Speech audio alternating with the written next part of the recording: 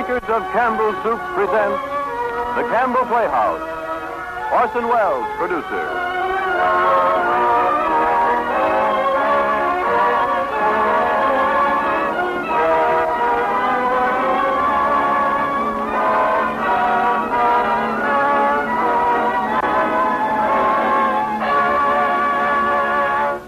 Good evening, ladies and gentlemen. This is Ernest Chappell. Tonight, the Campbell Playhouse has the signal honor of presenting for its first performance on the air one of the classics of the modern American theater. The winner of the Pulitzer Prize for the best play of 1938, Our Town by Thornton Wilder. There was much talk when it was first produced in the theater because it was performed without scenery or props. The lovable, garrulous stage manager filling in gaps and explaining things as he went along. Tonight, Orson Welles plays that part, and young John Craven is with us as George, the role he created in the original stage production. And now, Orson Welles in Our Town. This play is called Our Town. It was written by Thornton Wilder. In it, you will hear Miss Patricia Newton, Miss Agnes Moorehead, Miss F.A. Palmer, Mr. John Craven, Mr. Ray Collins, Mr. Everett Sloan, Mr. Parker Fenley, and many others. The name of the town is Grover's Corners, New Hampshire. It's across the Massachusetts line. Longitude 42 degrees, 40 minutes. Latitude 70 degrees, 37 minutes. First act shows a day in our town. Day is May 7th, 1901. Time is just before dawn. The sky is beginning to show some streaks of light over in the east there, behind our mountain. Morning star always gets wonderful bright the minute before it has to go. Only lights on in town are in a cottage over by the tracks where a Polish mother's just had twins. And in the Joe Crowell house where Joe Jr. is getting up so as to deliver the paper. And in the depot where Shorty Hawkins is getting ready to flag the 545 for Boston. There it is. There it comes now. And so another day begun. There's Doc Gibbs coming down Main Street, coming back from that baby case. And here's his wife coming downstairs to get breakfast. Doc Gibbs died in 1930. New hospital's named after him. Mrs. Gibbs died first, a long time ago, in fact. She went out to visit her daughter, Rebecca, who married an insurance man in Canton, Ohio, and died there, pneumonia. But her body was brought back here. She's up in the cemetery there now, in with a whole mess of Gibbses and Herseys. She was Julia Hersey before she married Doc Gibbs in the Congregational Church over there. In our town, we like to know the facts about everybody. And that's Doc Gibbs now. Here comes Joe Crowell, Jr., delivering the papers. Morning, Doc. Morning, Joe. Yeah, Betty. And here comes Howie Newsom delivering the milk. Yeah, Betty. What's the matter with you? Come on. Morning, Doc. Morning, Howie. Hey, somebody sick? They're twins over at Miss Gorlowski's. Twins, eh? This town's getting bigger every year. Morning, Miss Gibbs. Morning, Howie. Bacon smells good. Everything all right, dear? Yes, I declare. Easy as kittens. They can be ready in a minute. Sit down and drink your coffee. Children! Children! Time to get up, George. Yes, Rebecca? Yes, Mama. You can catch a couple hours sleep this morning, can't you? Well, Miss Wentworth's coming at 11. I guess I know what's about, too. Her stomach ain't what it ought to be. All told, you won't get more than 3 hours sleep. Thank Gibbs, I don't know what's going to become of you. Do wish I could get you to go away someplace and take a rest. Think it'd do you good. George! Rebecca, you'll be late for school. Bobby! Emily! You'll be late for school. And that's Mrs. Webb now, next door to the Gibbses, getting her family up for the day. Bobby! You wash yourself good, or I'll come up and do it myself. I'll put away your books, Emily. You know the rules, well as I do. No books at table. As for me, I'd rather have my children healthy than bright. I'm both, Mom. You know I am. I'm the brightest girl in school for my age. I have a wonderful memory. Well, eat your breakfast. The Webbses have 2 children, little Wally and Emily. Emily's 14. And there's 2 over the way at the Gibbses, Rebecca and George. George is 15. Mama, George is throwing soap at me. I'll come up and slap the both of you. That's what I'll do. We've got a factory in our town, too. Hear it? Makes blankets. Cartwrights own it, and it's brought him a fortune. Speak to your father about it when he's rested. Seems to me 25 cents a week's enough for a boy your age, George Gibbs. I declare I don't know how you spend it all. Oh, Ma, I got a lot of things to buy. Strawberry phosphates, that's what you spend it on. Well, I don't see how Rebecca comes to have so much money. She has more than $1. Well, I've been saving it up gradual. Well, dear, I think it's a good thing every now and then to spend some. Mama, do you know what I love most in the world? Do you? Money. Eat your breakfast. There's the first fella. Walk fast, but you don't have to run.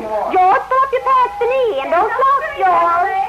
Wally, tell Miss Foster I send her my best congratulations. Mama. Do you remember that? Am I pretty? You look real nice, Rebecca, and I'll pick up your feet. Goodbye, Mama. Goodbye. Goodbye, George. Bye. Good morning, Julie. Good morning, Myrtle. How's your cold? Well, it's better, but I told Charles I didn't know I'd go to choir practice tonight. Wouldn't be any use. Well, just the same, you come to choir practice, Myrtle, and try it. Well, if I don't feel no worse than I do now, I probably will. Well, I'm resting myself. I thought I'd string some of these beans. Let me help you. Beans have been good this year. I decided to put up 40 quarts if it kills me. The children say they hate 'em, but I noticed they were able to get 'em down all winter. Thanks, Mrs. Gibbs. Thanks, Mrs. Webb. Folks, most every morning, Mrs. Gibbs goes over to Mrs. Webb's, or Mrs. Webb visits Mrs. Gibbs. So we'll just leave 'em there, visiting, and skip a few hours in the day at Grover's Corners. Well, now, it's middle of the afternoon. All 2,642 have had their dinners, and all the dishes have been washed. There's an early afternoon calm in our town, a buzzing and a humming from the school buildings, only a few buggies on Main Street, the horses dozing at the hitching posts. You all remember what it's like.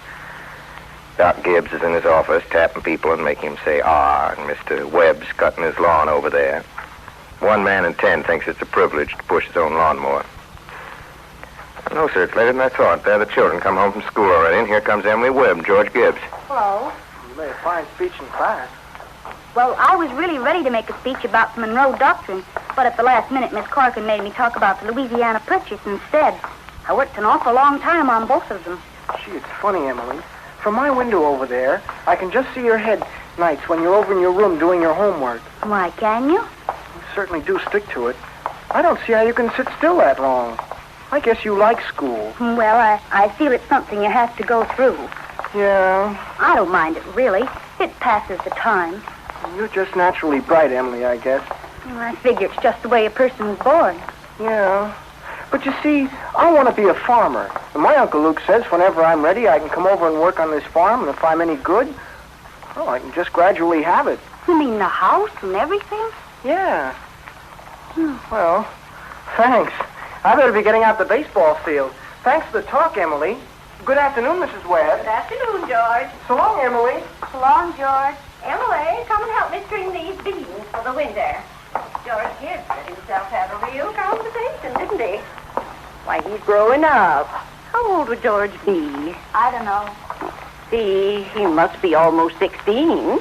Mama, I made a speech in class today, and I was very good. You must recite it to your father at supper. What was it about? The Louisiana Purchase, just like silk off a spool. I'm going to make speeches all my life. Mama, will you answer me a question serious? Seriously, not serious, dear. Seriously. Will you? Well, of course I will. Mama, am I good looking? Why, yes, of course you are. All my children have got good features. I'd be ashamed if they hadn't. Mama, that's not what I mean. What I mean is, well, am I pretty? I've already told you yes. Now, that's enough of that.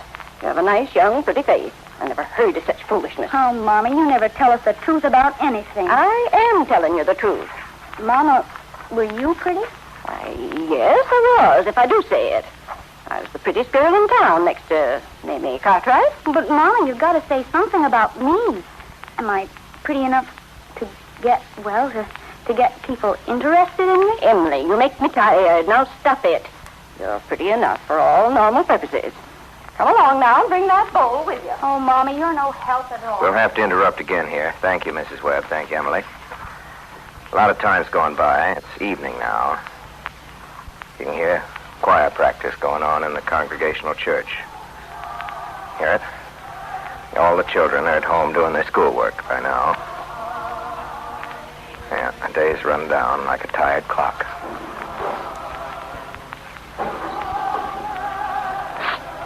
Emily. Hello. Hello. I can't work at all. The moonlight's so terrible. Emily, did you get the third problem? Which? The third. Oh, why, yes, George. That's the easiest of them all. I don't see it. Can you give me a hint? I'll tell you one thing. The answer's in yards. Yards?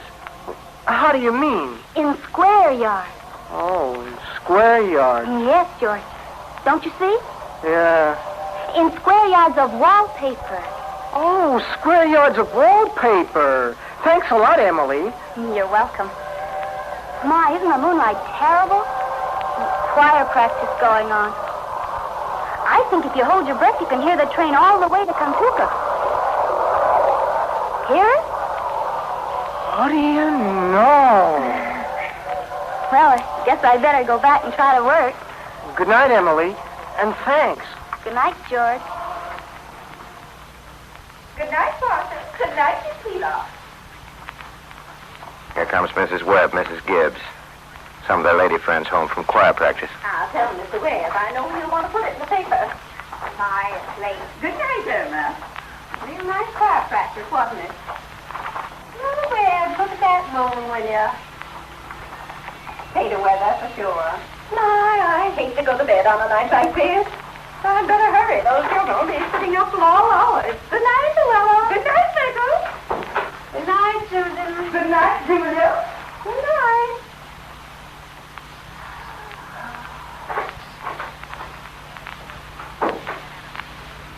And now, folks, there's some more things we got to explore about this town. This time we're going about it in another way. Going to look back on it from the future. You know, the Cartwright interests had just begun building a new bank in Grover's Corners and had to go to Vermont for the marble, sorry to say. They've asked a friend of mine what they should put in the cornerstone for people to dig up 1,000 years from now. Of course, they put in a copy of the New York Times, a copy of Mr. Webb's Sentinel. He's the editor at Sentinel. We're kind of interested in this because some scientific fellows have found a way of painting all that reading matter with a kind of glue, a silicate glue, make it keep 1,000, 2,000 years. So we're putting in a Bible and a Constitution of the United States, a copy of William Shakespeare's plays, and what do you think? You know, Babylon once had 2 million people in it. All we know about them is the names of the kings and some copies of wheat contracts and sales of slaves. Yet every night, all those families sat down to supper, and the father came home from his work, and the smoke went up the chimney, same as here. And even in Greece and Rome, all we know about the real life of the people is what we can piece together out of the joking poems and the comedies they wrote for the theater back then. So I'm going to have a copy of this play put in the cornerstone, and the people 1,000 years from now know a few simple facts about us. More than the Treaty of Versailles and the Lindbergh flight. See what I mean? Well, you people 1,000 years from now, in the provinces north of New York at the beginning of the 20th century, people ate 3 meals a day, soon after sunrise, at noon, and at sunset. Every 7th day, by law and by religion, was a day of rest, and all work come to a stop. Domestic setup was marriage, binding relation between a male and one female that lasted for life. Guess we don't have to tell you about the government and business forms, because thing people seem to hand down first of all. Let me see now if there's anything else. Oh, yes. At death, people were buried in the ground just as they are. So, friends, this is the way we were in our growing up and in our marrying and in our doctoring and in our living and in our dying. And now we'll return to our day in Grover's Corners. A lot of time's gone by. There's George up there in the window talking with Rebecca. Get out, Rebecca. There's only room for one at this window. You're always spoiling everything. Well, let me look just a minute. Well, use your own window. I did, but there's no moon there. George, do you know what I think? Do you? I think maybe the moon's getting nearer and nearer, and there'll be a big explosion. Rebecca, you don't know anything. If the moon were getting nearer, The guys that sit up all night with telescopes would see it first. And they'd tell us about it. And it'd be in all the newspapers. George, is the moon shining on South America, Canada, and half the world? Well, probably is.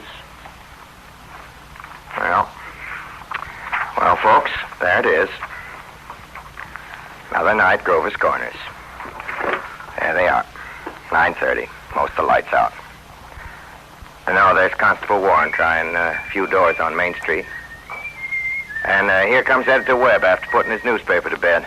All right, Editor Webb. Evening, Bill. Evening, Mr. Webb. Quite a moon. Yeah. Night, Mr. Webb.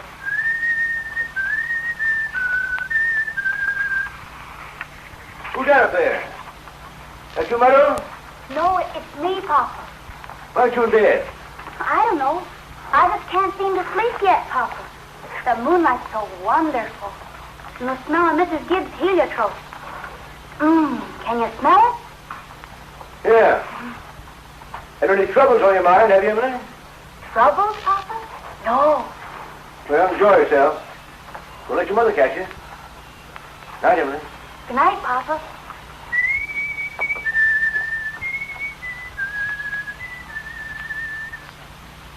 I never told you about that letter Jane Crowfoot got from her minister when she was sick. The minister of her church in the town she was in before she came here. He wrote Jane a letter, and on the envelope, the address was like this. It said, Joan Crowfoot, the Crowfoot Farm, Grover's Corners, Sutton County, New Hampshire, United States of America. What's funny about that? Oh, but listen, it's not finished.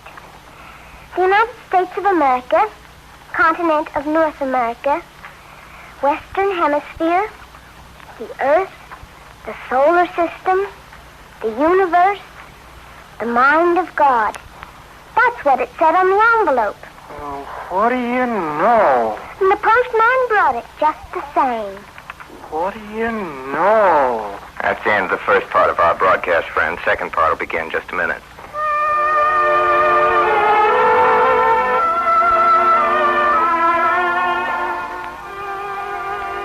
You are listening to the Campbell Playhouse presentation of Thornton Wilder's Pulitzer Prize play, Our Town, starring Orson Welles. This is the Columbia Broadcasting System.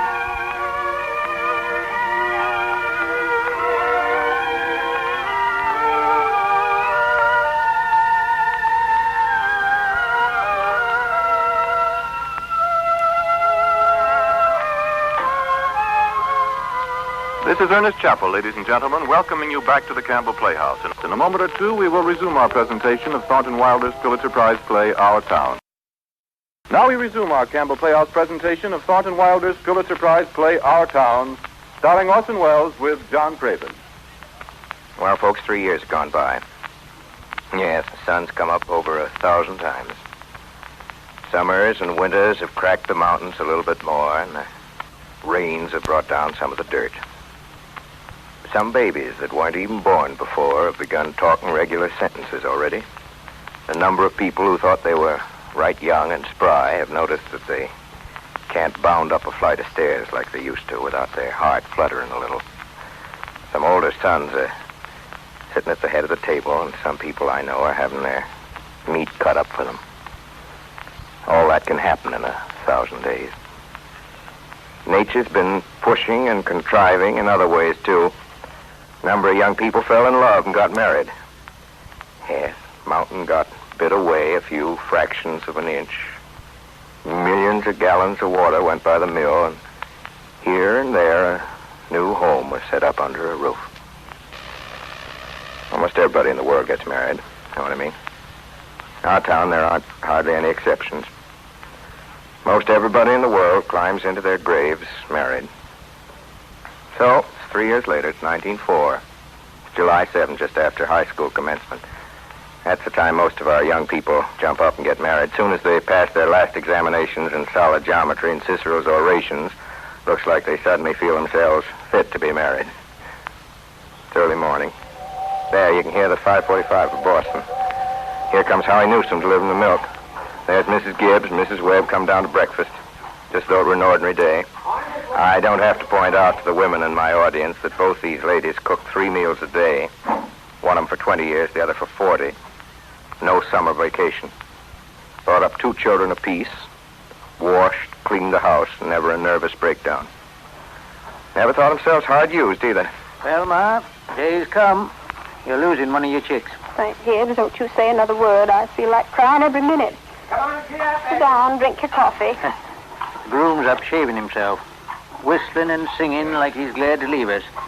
Every now and then he says, "I do," to the mirror. But it don't sound convincing to me. What? Why, Julia Hersey, French toast. Ain't hard to make, and I had to do something.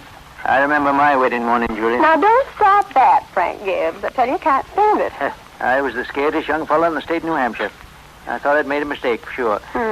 And when I see you coming down that aisle, I thought you was the prettiest girl I'd ever seen. But the only trouble was, I'd never seen you before. There I was in the Congregational Church, marrying a total stranger.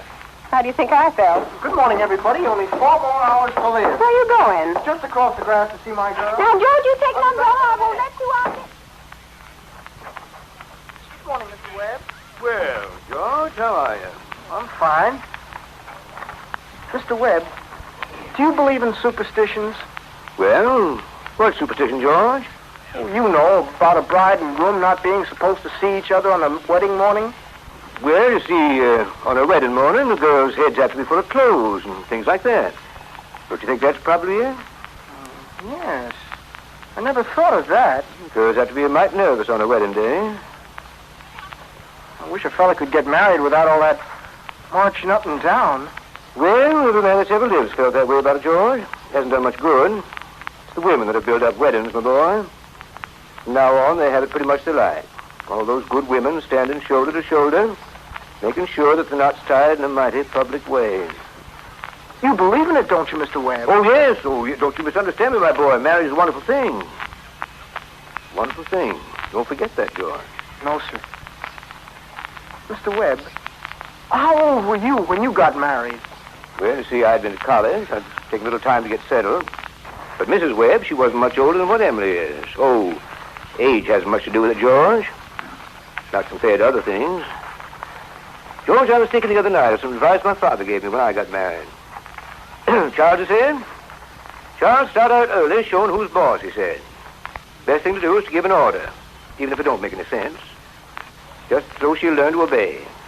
And, he said, if anything about your wife irritates you, or conversation or anything, just get up and leave the house. That'll make it clear to her, he said. And, oh, yes, he said, never let your wife know how much money you have. Never. Mr. Webb, I don't So I took the opposite of my father's advice, and I've been happy ever since. But that'd be a lesson to you, George. Never to ask advice on personal matters. George, you going to raise chickens on your farm? What? You going to raise chickens on your farm? Well, Uncle Luke hasn't gone in much at chicken raising. Brooke came into my office the other day, George, on the philo system of raising chickens. I want you to read it. Charles, are you talking about that old incubator again? I thought you two would be talking about things worthwhile. Good morning, George. Well, Myrtle, if you want to give the boys some good advice, I'll go upstairs and leave you alone with them. Now, George, I'm sorry, but I've got to send you away so that Emily can come down and get some breakfast. She told me to tell you that she sends your love, that she doesn't want to lay eyes on you. So, goodbye, George. Myrtle, I guess you don't know about that other superstition. What do you mean, Charles? Since the cavemen, the groom should never be left alone with his father-in-law on the day of the wedding, or near it. Now, don't forget that. Now, I have to interrupt again here.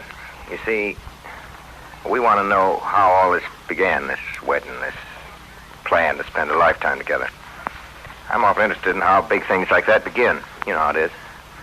You're 21 or 22, you make some decisions, then you're 70. You've been a lawyer for 50 years, and that white-haired lady at your side has eaten over 50,000 meals with you.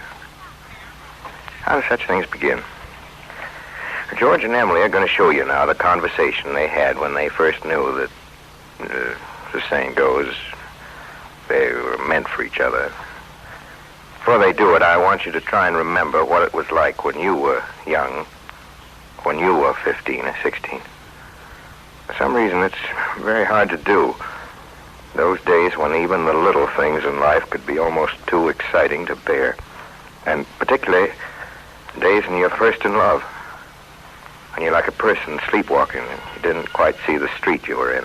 Didn't quite hear everything that was said to you. Just a little bit crazy. Will you remember that, please? Now, they'll be coming out of high school at 3 o'clock. George just been elected president of the junior class, and it's June. That means he'll be president of the senior class all next year. And Emily's just been elected secretary treasurer. Don't have to tell you how important that is. All right, George. Can I carry your books home for you, Emily? Thanks. I'm awful glad you were elected too, Emily. Thank you. Emily, why are you mad at me? I'm not mad at you. But you're treating me so funny.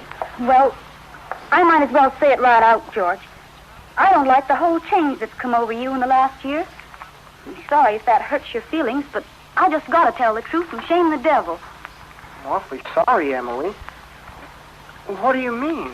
Well, up to a year ago, I used to like you a lot, and I used to watch you as you did everything, because we'd been friends so long, and then you started spending all your time playing baseball, and you never even spoke to anybody anymore, not even to your own family you didn't. And, George, it's a fact, you got awful conceited and stuck up, and all the girls say so.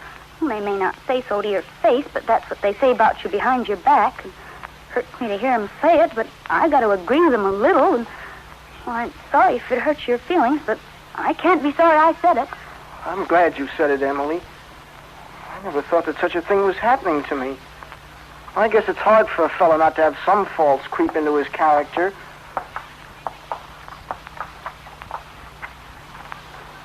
I always expect a man to be perfect, and I think he should be. Well, I don't think it's possible to be perfect, Emily. Well, my father is. As far as I can see, your father is. There's no reason on earth why you shouldn't be, too. Emily, I feel it's the other way round. That men aren't naturally good, but girls are. Like you and your mother and my mother. Well, you might as well know right now that I'm not perfect. Not as easy for a girl to be perfect as a man because we girls are more nervous. Now, I'm sorry I said all that about you. I don't know what made me say it. No. I guess if it's the truth, you ought to say it. You stick to it, Emily. I don't know if it's the truth or not, and I suddenly feel it isn't important at all. Emily, would you like an ice cream soda or something before you go home? Well, thank you. I would. Hello, George. Hello, Emily. Well, what do you have? Why, Emily Webb. Well, what have you been crying Oh, about? she got an awful scare, Mr. Morgan. She almost got run over by that hardware store wagon. Everybody always says that Tom Huckins drives like a crazy man. Well, here, take a drink of water, Emily. Let's see. Say, you look all shook up. There. Well, now, what do you have? I'll have a strawberry phosphate, thank you, Mr. Morgan. No, Emily. Have an ice cream soda with me. 2 strawberry ice cream sodas, Mr. Morgan. Yes, sir. Tell you, you've got to look both ways before you cross Main Street these days. It gets worse every year. 125 horses and go over corners this minute that I'm talking to you. State inspector was in here yesterday. And now they're bringing in these automobiles. Best thing to do is just stay home, I guess. Why, I can remember the time when a dog could lie all day in the middle of Main Street and nothing would come along to disturb him. Mr. Morgan. Oh, Mr. Morgan. Oh, yes, Miss Ellis. I'll be with you in a minute. Now, here are your sodas. Well, enjoy them. They're so expensive. No, don't think of that. We're celebrating. First, we're celebrating our election. And then, do you know what else I'm celebrating? No. I'm celebrating because I've got a friend who tells me everything that ought to be told me. George, please don't think of that. I don't know why I said it. It's not true. No, you stick to it, Emily. I'm glad you spoke to me the way you did. But you'll see, I'm going to change so quick. Bet I'm going to change. And Emily, I want to ask you a favor. What? Well, if I go away to State Agriculture College next year, will you write me a letter once in a while? I certainly will. I certainly will, George. It certainly seems like being away 3 years, you get out of touch with things. Yeah. You know, Emily, whenever I meet a farmer, I ask him if he thinks it's important to go away to agriculture school to be a good farmer. Why, George. Yeah, and some of them say that it's even a waste of time. And Uncle Luke's getting old. He's about ready for me to start in taking over his farm tomorrow if I could. My. And like you say, being gone all that time, meeting other people in other places, Anything like that can happen. I don't want to go away. I guess new people aren't any better than old ones. I'll bet you they almost never are.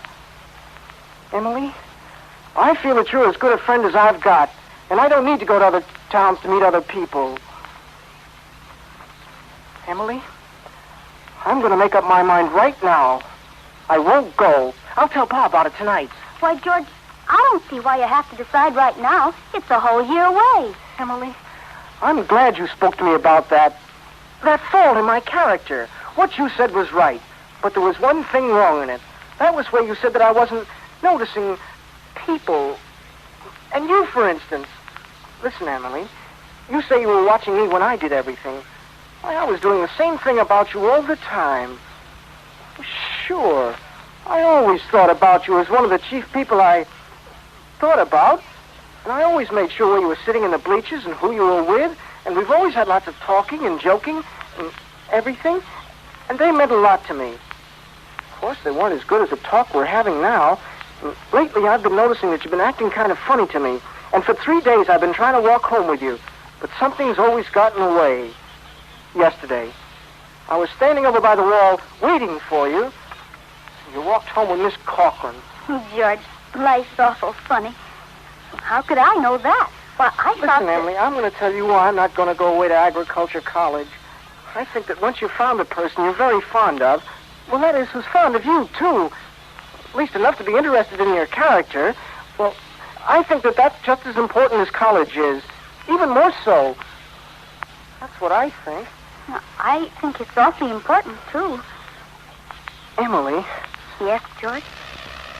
Emily, if I do improve and make a big change, would you be... Well, that is... Could you be... I am now. I always have been. Oh, I guess this is an important talk we've been having. Yes. Now, before we go on to the wedding, there are still some more things we ought to know about this marriage. I want to know some more about how the parents took it, but what I want to know most of all is, you know what I mean, what Grover's Corners thought about marriage anyway. Julia, when I married you, you know what one of my terrors was in getting married? Oh, Shaw, go on with you. I was afraid that we weren't going to have material for conversation more than would last us just a few weeks. Yeah, I was afraid we'd run out, eat our meals in silence. In fact, but you and I have been conversing for 20 years now without any noticeable barren spells. Well, good weather, bad weather. Ain't very choice, but always manage to find something to say. What do you think? What do you think, Julia? Shall we tell the boy that he can go ahead and get married? Oh, there you go, putting the responsibility on me. Well, I'll go up. I'll go up and say a word to him right now before he goes to bed, huh? You're sure, Julia? You got nothing more to add? Well, I don't know what to say. Seems like too much to ask for a big outdoor boy like that to go and get shut up in the classrooms for 3 years. Once he's on the farm, he might just well have companions, seeing he's found a fine girl like Emily. People are meant to live two by two in this world. Oh, yes, Frank, go up and tell him it's all right. Yeah, I'll call him. George? Oh, George. Yes, Pa? Can you come down a minute? Your mother and me want to speak to you. Yeah, sure. Oh, Lord, what a fool I am. I'm trembling all over. Nothing to tremble about. Now we're ready to go on with the wedding. Well,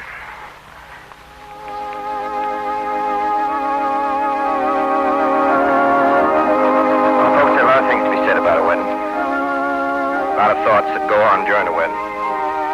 Can't get them all into one wedding, naturally, and especially not into a wedding at Grover's Corners, where they're awful plain and short. In this wedding, I play the minister. Take that part. Gives me the right to say a few more things about it. For a while now, the play gets pretty serious. See, some churches say that marriage is a sacrament. I don't know what that means, but I can guess. You know, like Mrs. Gibbs said just now, people were made to live 2 by 2. Now, this is a good wedding, but people are so put together that Even at a good wedding, there's a lot of confusion way down deep in people's minds. And we thought that ought to be in our play, too. Why on earth I should be crying? Suppose there's nothing to cry about. Come over me at breakfast this morning. There was Emily, eating her breakfast as she's done for 17 years. And now she's going off to eat it in someone else's house. I suppose that's it. There they come. Wish I were back at school. I don't want to get married. George, what's the matter? I don't want to grow old. Why is everybody pushing me so? Why, George, you wanted it. Why do I have to get married at all? Listen, Ma, for the last time I ask you... George, if anyone should hear me, now stop. Why, I'm ashamed of you. What's the matter? I've been dreaming. Where's Emily? Gracious, you gave me such a turn. Oh, cheer up, Ma.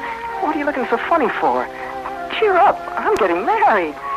Let me catch my breath a minute. No, Ma. You say Thursday nights. Emily and I are coming over to dinner every Thursday night. You'll see. What are you crying for? Oh, we've got to get ready for this. I never felt so alone in my whole life. And George over there looking so... I hate him. I wish I were dead. Papa! Papa! Emily, now. Don't get upset. But Papa, I don't want to get married. Emily, everything's all right. Oh, why can't I stay for a while just as I am? Let's go away. No, Emily, now stop and think. Don't you remember that you used to say... All the time you used to say that I was your girl. There must be lots of places we can go to. Let's go away. I'll work for you. I can keep house. You mustn't think of such things. You're just nervous, Emily. Now, you're marrying the best young fellow in the world. George is a fine fellow. Oh, but Papa... George? Yes, Mr. Webb? You're giving away my daughter, George. You think you can care for her? Mr. Webb, I want to try. Emily, I'm going to do my best. I love you, Emily. I need you. So, if you love me, help me. All I want is someone to love me. I will, Emily. If I'm ever sick or in trouble, that's what I mean. Emily, I'll try. I'll try. And I mean forever. Do you hear? Forever and ever.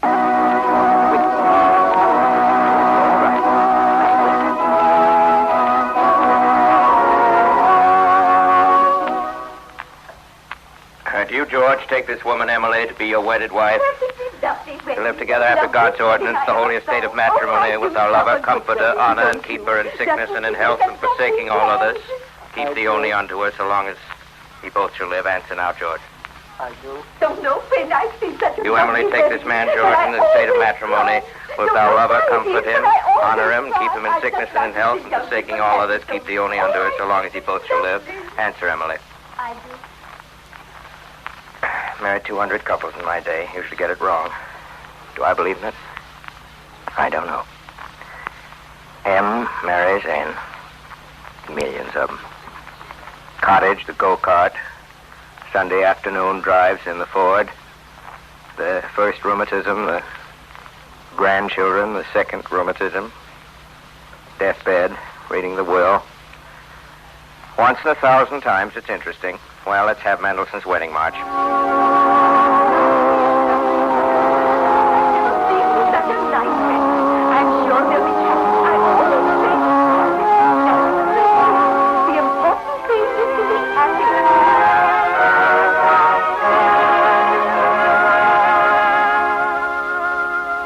This time, 9 years have gone by, friends. Summer 1913. Gradual changes in Grover's Corners. Horses are getting rarer, and farmers coming into town in Fords. Everybody locks their house doors now at night. Ain't been any burglars in town yet, but everybody's heard about them. You'd be surprised, though, on the whole. Things don't change much at Grover's Corners. We're up at the cemetery now. I don't know how you feel about such things, but this certainly is a beautiful place. It's on a hilltop. Windy hilltop. Lots of sky, lots of clouds, often lots of sun and moon and stars. Come up here on a fine afternoon, you can see range on range of hills. Awful blue they are up there by Lake Sunapee, Lake Winnipesaukee.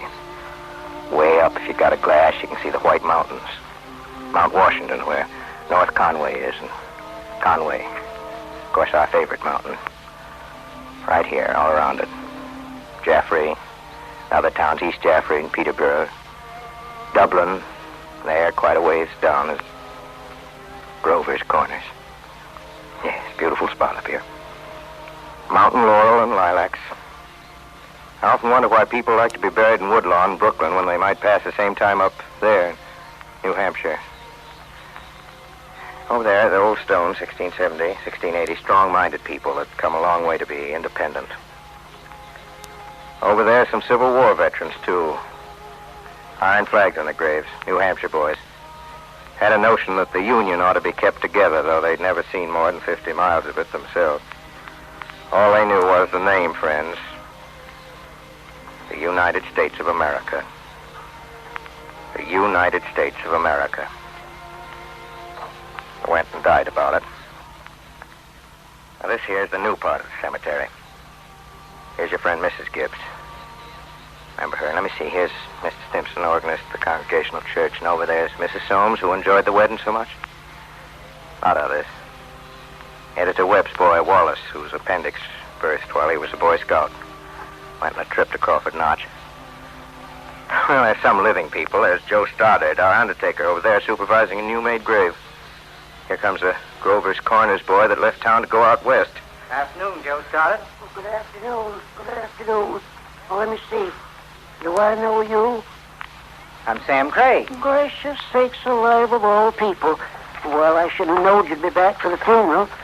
Well, you've been away a long time, Sam. Yeah, I've been away over 12 years. I'm in business out in Buffalo now, Joe.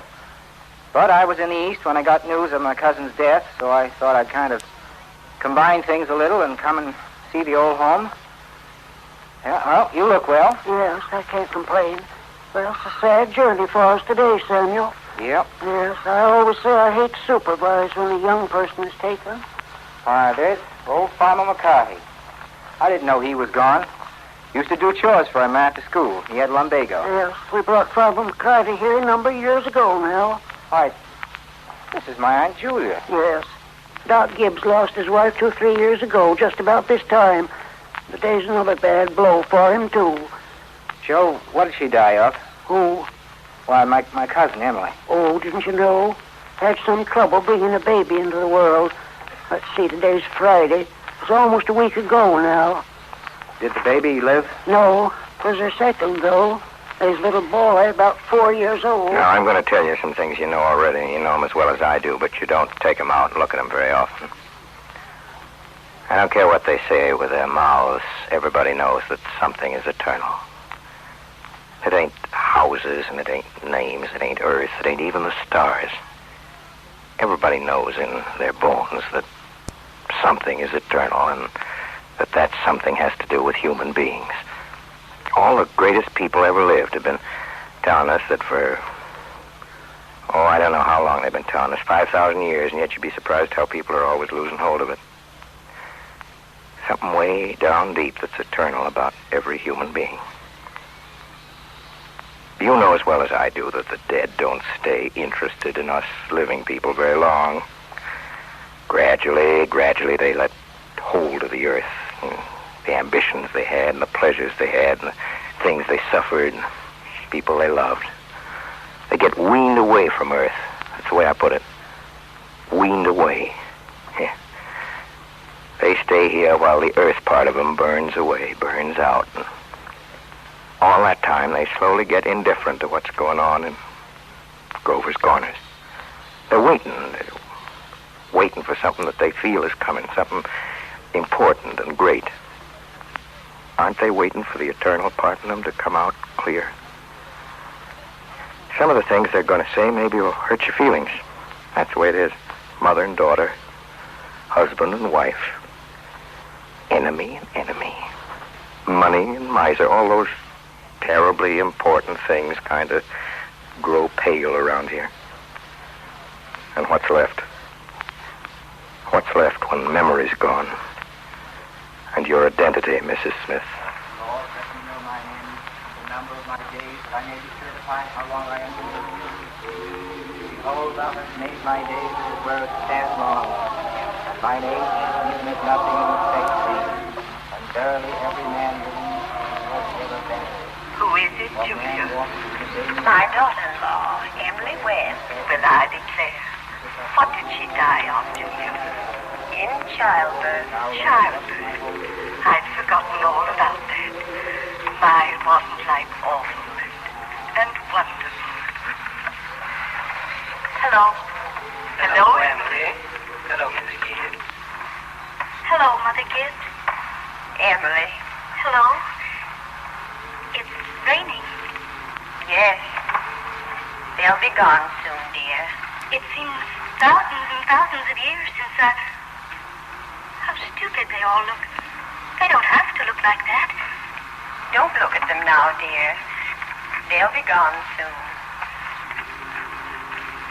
They're sort of shut up in little boxes, aren't they? I feel as though I knew them last 1,000 years ago. My little boy is spending the day at Mrs. Carter's. Oh, Mr. Carter, my little boy is spending the day at your house. Is he? Yes. Yes. Look, Father Gibbs is bringing you some of my flowers. He looks just like George, doesn't he? Mother Gibbs, I never realized before how troubled and how in the dark live persons are. That's all they are from morning till night. Just troubled. Mother Gibbs, one can go back. One can go back there again into living. I feel it. I know it. Why, just then for a moment I was thinking about the farm, and for a minute I was there, and my baby was on my lap as plain as day. Yes, of course you can. I can go back there and live all those days over again. Why not? All I can say is, Emily, don't. But it's true, isn't it? I can go and live back there again. Yes, some have tried. They soon come back here. Don't do it, Emily. Emily, don't. It's not what you think it'd be. But I won't live over a sad day. I'll choose a happy one. I'll choose the day I first knew I loved George. Why should that be painful? You not only live it, but you watch yourself living it. Yes. And as you watch it, you see the thing that they down there never know. You see the future. You know it's going to happen afterwards. I'll choose a happy day anyway. No. At least choose an unimportant day. Choose the least important day in your life. It will be important enough. Then it can't be since I was married or since the baby was born. I can choose a birthday at least, can't I? I choose my 12th birthday. All right. February 11th, 1899, Tuesday. You want any special time of day? Oh, I want the whole day. We'll begin at dawn. Remember, it had been snowing for several days, but it stopped the night before, and they'd begun clearing the roads. Sun's coming up. There's Main Street. Why, that's Mr. Morgan's drugstore before he changed it. And there's the livery stable. Yes, it's 1899. 14 years ago. Look, there's Howie Newsom. There's our policeman. But he's dead. He died.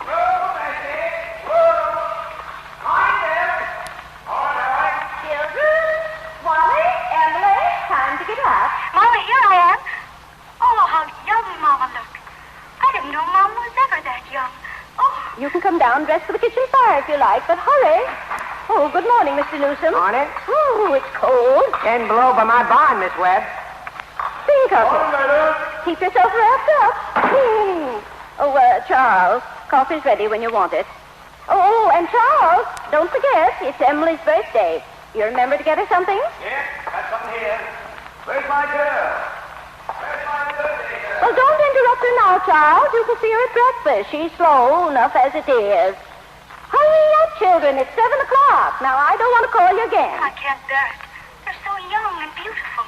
Why did they ever have to get old? Mama, I'm here. I'm grown up. I love you all, everything. I can't look at everything hard enough. There's the butternut tree.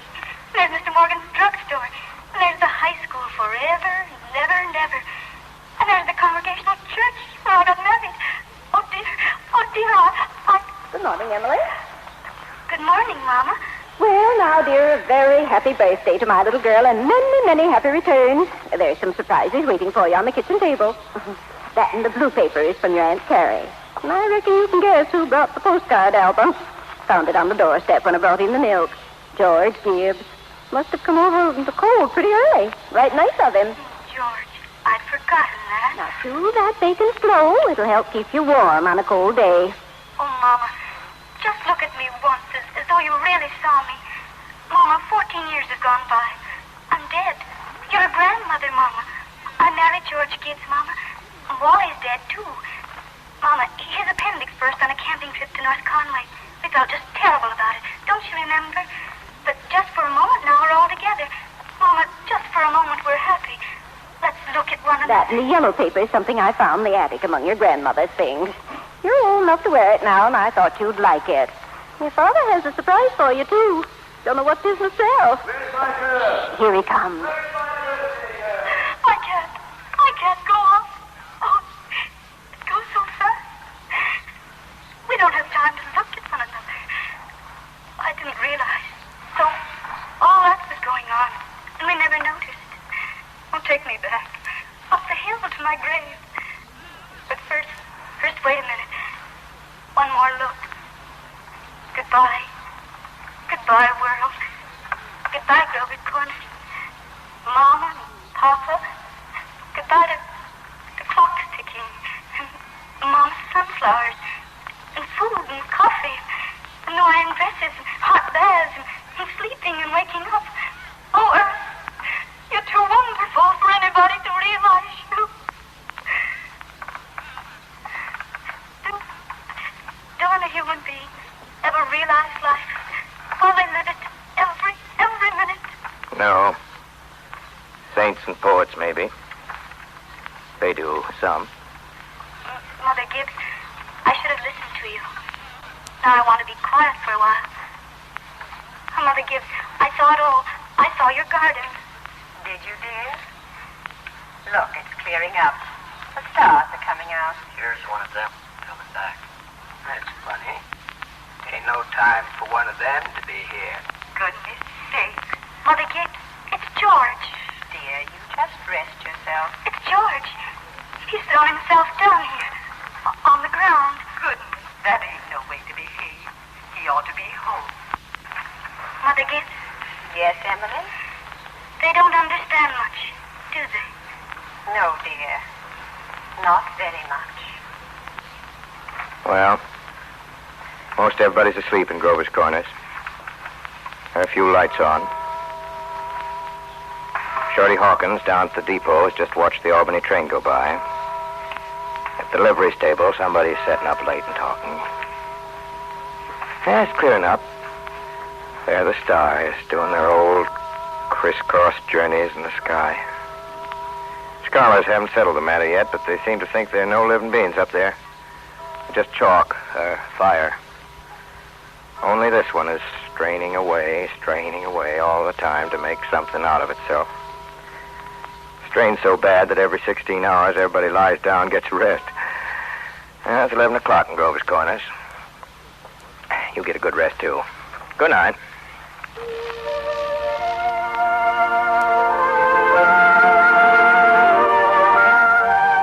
This concludes the Campbell Playhouse presentation of Our Town by Thornton Wilder, starring Orson Welles with John Craven.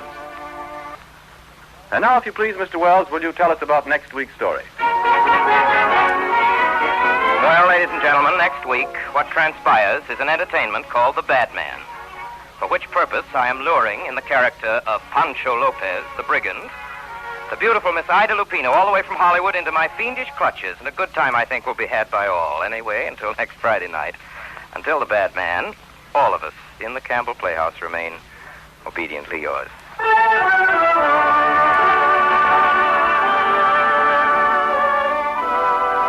The makers of Campbell Soups join Orson Welles in inviting you to be with us at the Campbell Playhouse again next Friday evening when lovely Ida Lupino at the screen joins him in that fabulous stage hit of the 1920s, The Bad Man, a story of love and laughter in old Mexico with Orson Welles himself as a bold and not over-successful bandit. This is Ernest Chappell saying thank you and good night. This is the Columbia Broadcasting System.